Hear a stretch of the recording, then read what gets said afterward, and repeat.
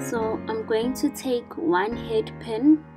This one is about 1.5 inches long, or 3.5 centimeters. Grab it, put it on your round nose pliers so that the head pin is facing at a 90-degree angle from the plier, and just push it down to form the earring. There you go, should look like that. Grab a second one and do the same.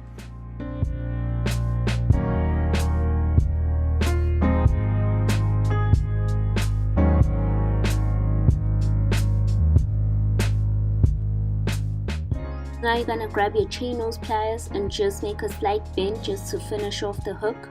This is to make sure it doesn't fall off while you're wearing it.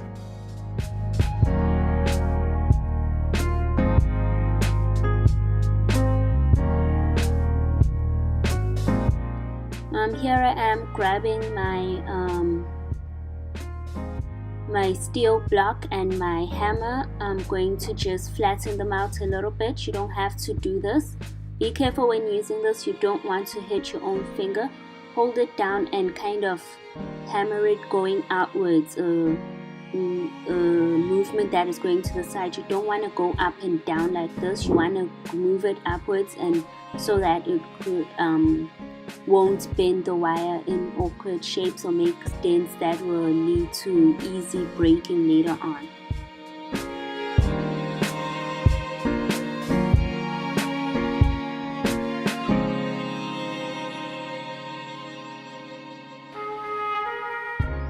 Now grab a head pin and you're going to grab your beads that you want to use. Going to take your chain nose pliers, bend it at a 90-degree angle. Be sure to not hurt yourself. Push it down. Take your wire cutters. Cut off the excess wire. Leave about 1/2 inch left, or more or less depending on how big you want your loop to be, and just loop it down. The first few times it's gonna be hard. It always is, no matter how practiced you are, but as you go on and as you create the loops, it's gonna become easier and more uniform.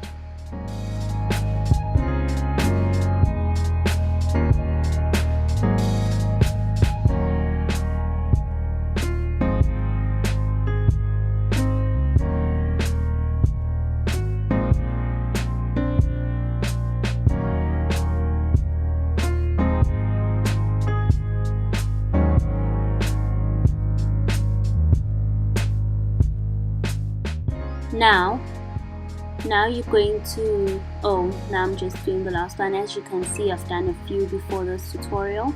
I think I need about 8 of each earring. You need more if you want the earring to be fuller, or less if you want it to be kind of like a chain with a drop at the end. Take your chain and you're going to count out the number of loops that you want, because they must be the same, or decide on the length that you want. Here I'm just cutting out what the length I want. I think it was about 20. I'm not sure. This is a very small chain. Keep that in mind. It looks bigger on camera than it is. Make sure to take the piece of the loop that you cut off and put it off to the side. You want to get rid of this carefully because it can hurt you if it's just left lying around. Now take a second. Count the number of loops or just size it next to it, but it's safer to count the number of links and cut off when you reach the same number of links as the first one.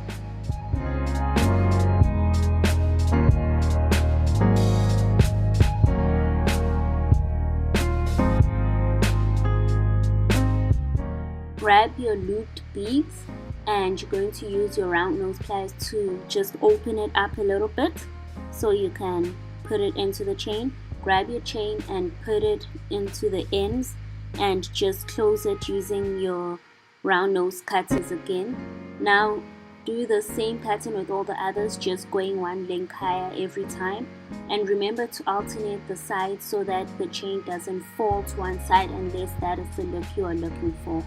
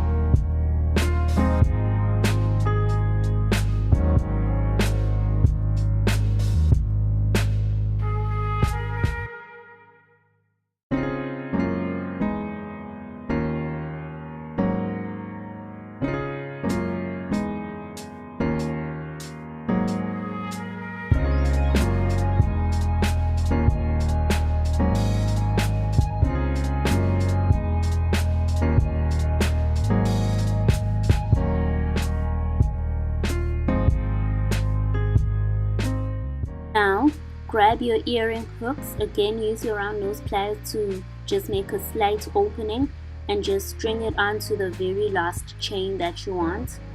Then you're going to use your round nose pliers to close it up again, and you're going to do this for both earring pieces.